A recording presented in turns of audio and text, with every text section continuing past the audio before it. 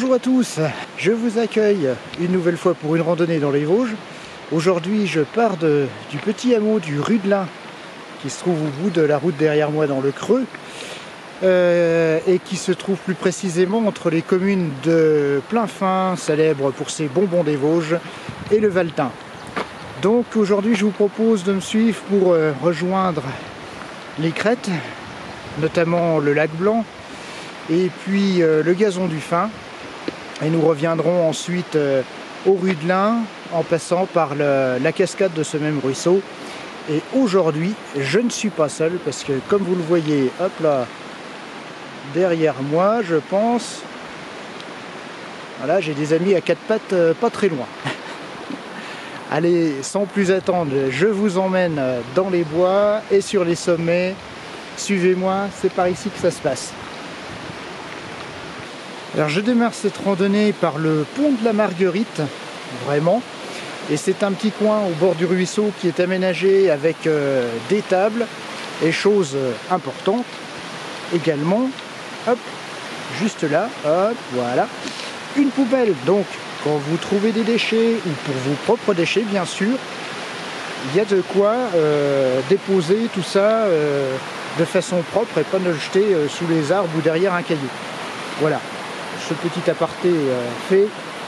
Je voulais aussi profiter de l'occasion, parce que je le fais rarement dans la vidéo elle-même, plutôt dans les commentaires, mais pour remercier vous tous qui me regardez, et puis les personnes qui mettent souvent des commentaires très agréables, très sympathiques sur ces vidéos. Donc un grand merci à vous. Et puis si vous voulez que cette chaîne se développe un petit peu, et abonnez-vous, c'est pas compliqué, c'est en bas, faut cliquer sur le petit bouton, ça fait plaisir. Et puis moi je suis heureux aussi de pouvoir vous inciter à venir profiter de cette nature de façon toujours responsable, et évidemment elle saura bien vous le rendre, puisque comme à chaque fois vous aurez beaucoup d'émotions. Et puis aussi beaucoup à apprendre de ces lieux magnifiques. Allez, fini le blabla, maintenant on y va, on monte. C'est donc par le sentier du Rumlock que j'attaque cette randonnée jusqu'au lac Blanc. Et ensuite, je vous expliquerai une fois sur place.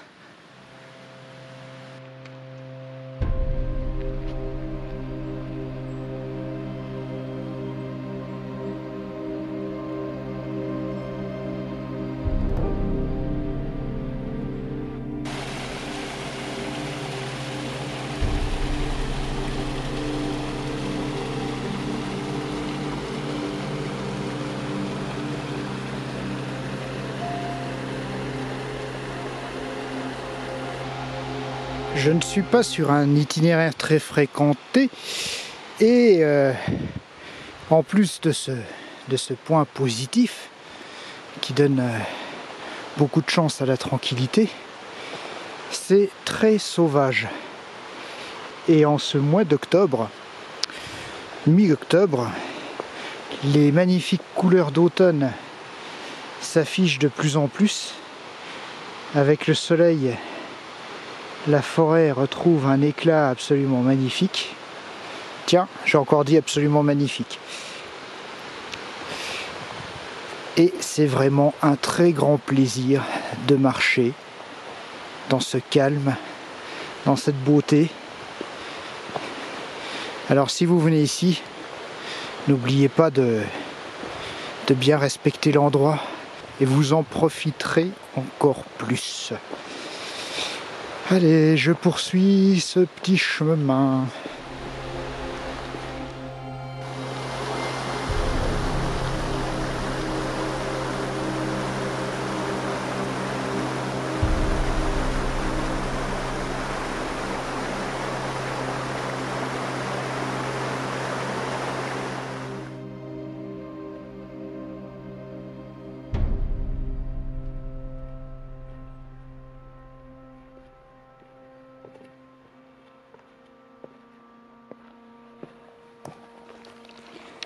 J'arrive tout doucement sur le premier point sommital, le Reichsberg, environ à 1140 mètres.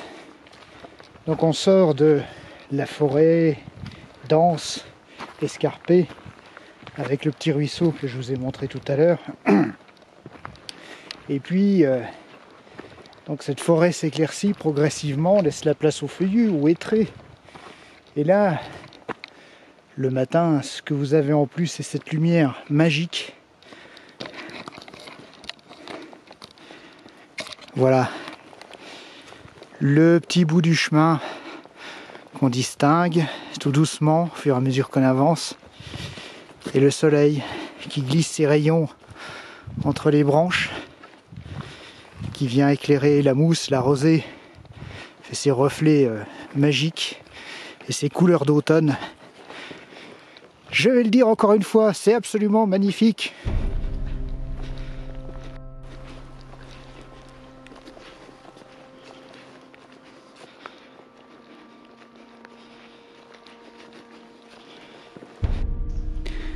Alors là, c'est ce que les Alsaciens vous présenteront comme le plus beau point de vue des Vosges. Et là, c'est ce que les Vosgiens présenteront aux Alsaciens en leur disant « c'est ici le plus beau point des Vosges ». Bon, un petit peu d'humour, ça fait du bien. Je traverse donc la route des Crêtes, juste à la limite entre le Haut-Rhin et les Vosges, avec cette borne qui marque la limite. Et donc en traversant la route, on arrive dans la réserve naturelle du Tannay Gazon du Fin. Alors, qui dit réserve naturelle dit un comportement particulier. Donc, on ne peut pas dire qu'on n'est pas au courant. Tout est rappelé sur des petits panneaux à chaque entrée, chaque sentier d'entrée sur cette réserve naturelle. Donc, il est demandé de bien respecter. C'est pas contraignant ce qu'on vous demande, c'est juste du respect du milieu et d'être le plus discret possible. C'est pour ça que je vais baisser la voix et puis marcher le plus discrètement possible.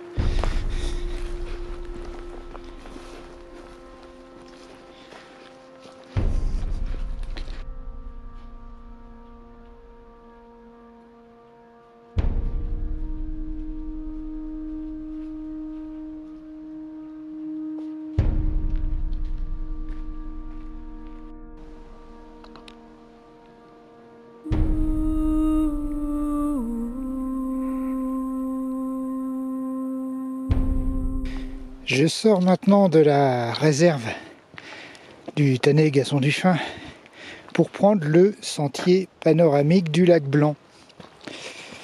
Ce qui va nous offrir une magnifique vue sur le lac Blanc, évidemment.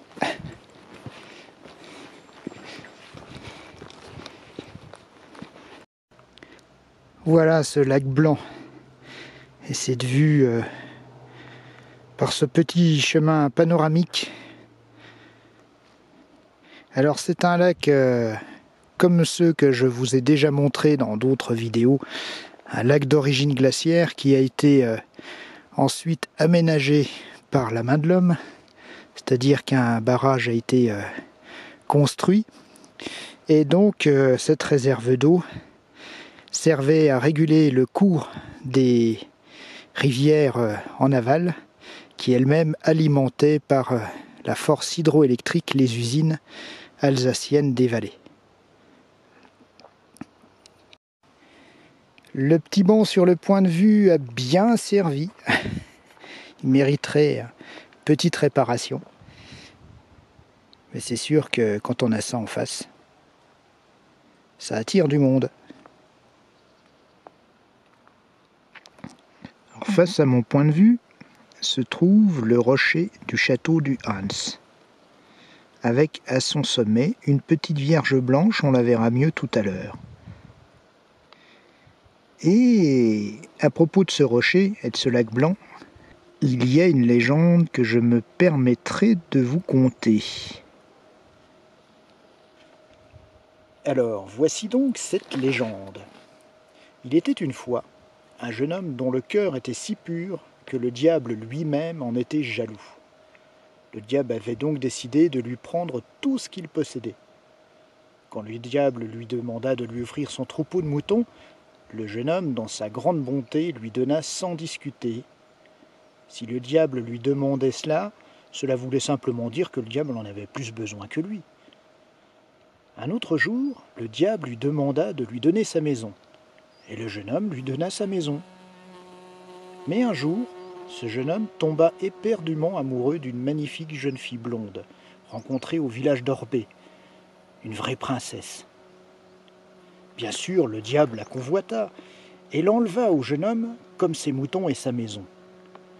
Mais les fées du lac Blanc ne le virent pas du même œil, et elles décidèrent de précipiter le château de Jean de la Roche, Hans von Felsenstein, qui se trouvait sur un rocher plus haut dans le lac, et d'y cacher la belle jeune femme pour la protéger du diable. Elles lancèrent alors un sort au lieu et l'on dit que seuls les cœurs purs peuvent voir le château magique dans le reflet du miroir du lac. Seul un cœur pur pourra également ouvrir les portes du château et accéder au cœur de la belle qui restera éternellement jeune jusqu'à ce qu'elle soit libérée du sort. Mais le jeune homme ne le savait pas, et il pensait que sa promise avait disparu à jamais. Il promena alors son désespoir pendant des années entre le lac Blanc et le lac Noir, en espérant qu'un jour le diable la lui rendrait. Les années passèrent, et un jour d'automne, il s'assit sur un rocher surplombant le lac, et laissa son regard errer sur la surface du lac reflétant les sapins et les rochers, quand soudain il vit le château. Son cœur étant pur comme la neige, il put ouvrir la porte et sa promise fut libérée. En une fraction de seconde, le jeune homme rajeunit, il put enfin prendre la jeune fille dans ses bras, et ils purent vivre enfin heureux dans le château, protégés par les fées de tout être mal intentionné. Voilà pour cette belle légende du lac Blanc et du rocher du château du Hans. Et puis maintenant, on va poursuivre la route et puis aller voir de plus près ce rocher.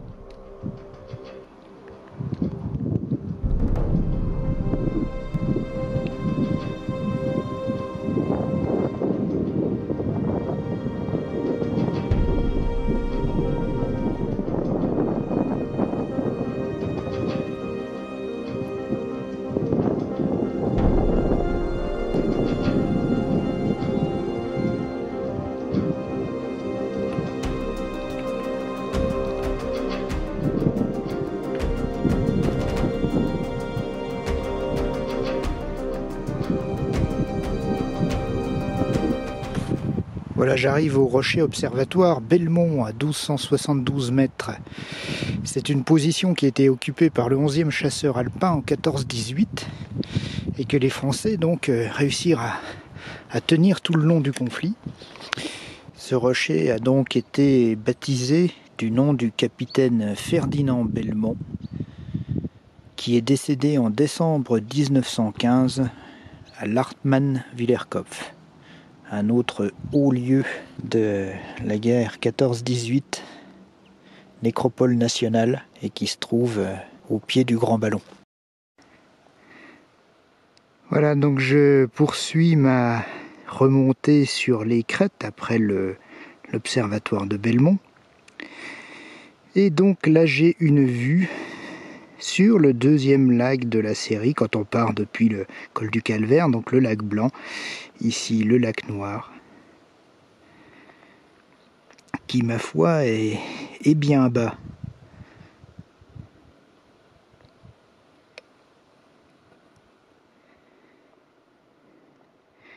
Et puis je poursuis ma route, enfin mon chemin, en direction du Gazon du Fin.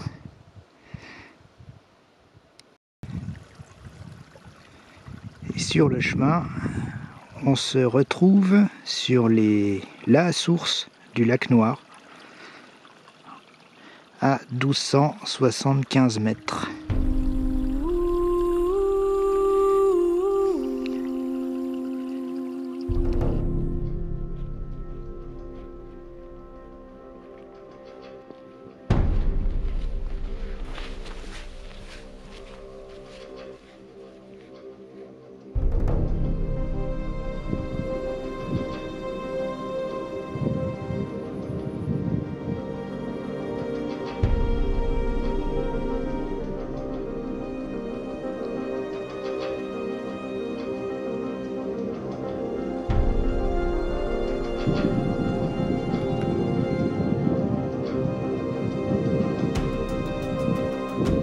Après le Sulzerer Eck qui se trouve à 1302 mètres, donc on continue sur le Gazon du Fin et puis sur le bord du chemin, voilà, on peut profiter de ces paysages, ces falaises.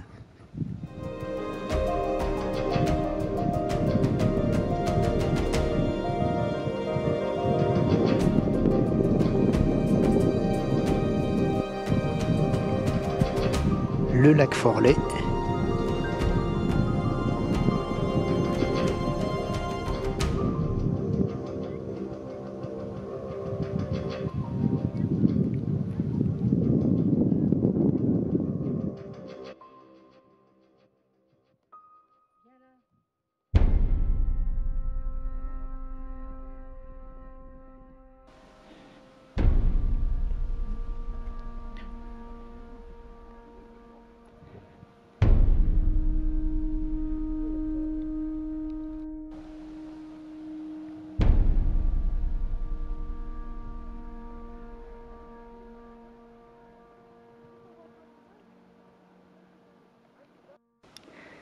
Et tout au loin, au centre de l'image, la pointe, c'est le Grand Ballon, ou ballon de Guebwiller, à ne pas confondre avec le ballon d'Alsace, qui n'est pas au même endroit.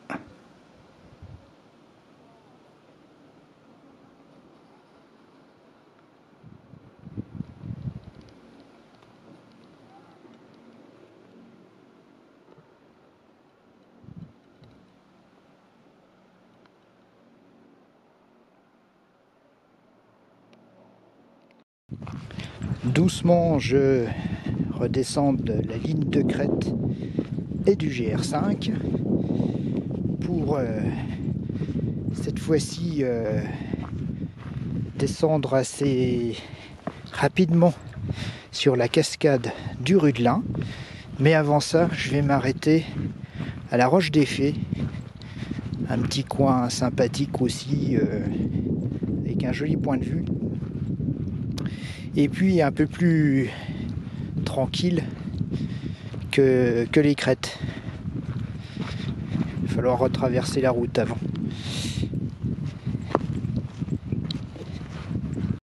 Allez, voilà qui se montrent les Roches des Fées.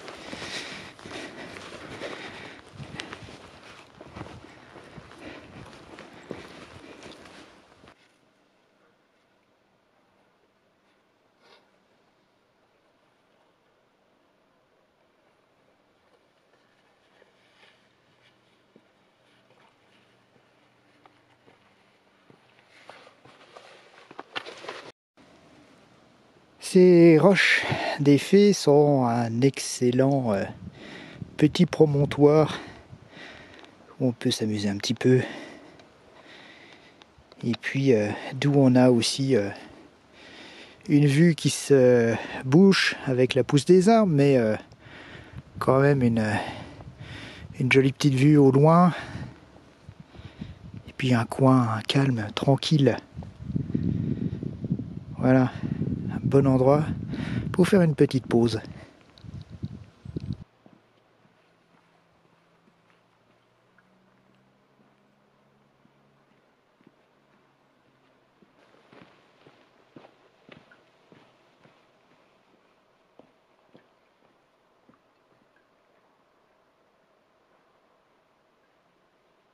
Alors, une petite information, une découverte que j'ai faite. Depuis le haut, depuis la chaume, depuis le gazon du fin, dans la forêt, on suit voilà, enfin, le chemin serpente et tout le long de la descente, on a sur le côté voilà, une rampe qui est un peu mangée par la végétation maintenant, mais une rampe rectiligne faite par un amoncellement de roches et qui se poursuit jusque dans la vallée. Alors là, il y a une partie qui a été détruite pour un chemin d'exploitation forestière, mais donc à cet endroit, j'ai trouvé le petit panneau qui a été installé par l'ONF. Il s'agit d'une rampe de funiculaire qui a été construite pendant la guerre 14-18 par les Français. Il y avait un petit train, une voie métrique qui partait de Plainfin et qui arrivait jusqu'au Rudelin, le Valtin et le Rudelin. Et du Rudelin, donc au pied de la montagne, ce funiculaire sur 2 km donc avalait un dénivelé de 500 mètres et donc servait à monter toute la logistique pour les troupes qui se trouvaient au sommet. Voilà, donc quand on est sur place, là, on ne se rend pas bien compte si peut-être derrière moi, là, comme je suis droit, ça donne une idée. Vous voyez le dénivelé de cette rampe. Donc tout ça a été construit à main d'homme. Et donc il faut quand même saluer le courage de ceux qui ont fait ça. Parce que la guerre est une chose, mais construire un ouvrage pareil sur 2 km de long, c'est aussi assez remarquable. Voilà. Donc un petit point historique avant d'arriver à la cascade où je vous emmène tout de suite.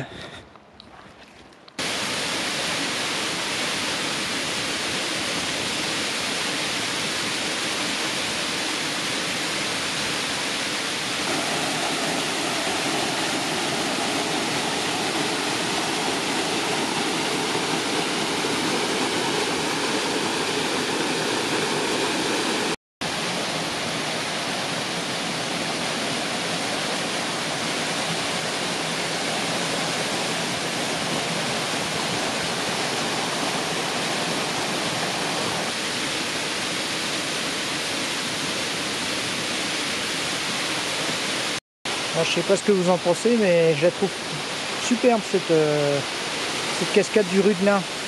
550 mètres. Enfin, l'altitude de la cascade, pas la hauteur de chute. Voilà.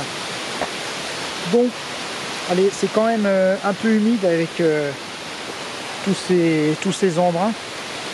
Je redescends, je regagne les Tons des Dames au Rudelin. Un charmant petit coin aussi, je vais vous montrer ça. Et puis, ma foi, ce sera la fin de cette randonnée. Voilà, c'est sur ce joli décor que je vous dis au revoir. Je vous remercie de m'avoir suivi sur cette randonnée. J'espère qu'elle vous a plu. Et puis, je vous dis à très bientôt sur d'autres chemins. Portez-vous bien, randonnez. Et puis, faites attention aussi à la nature. Allez, à bientôt. Merci, au revoir.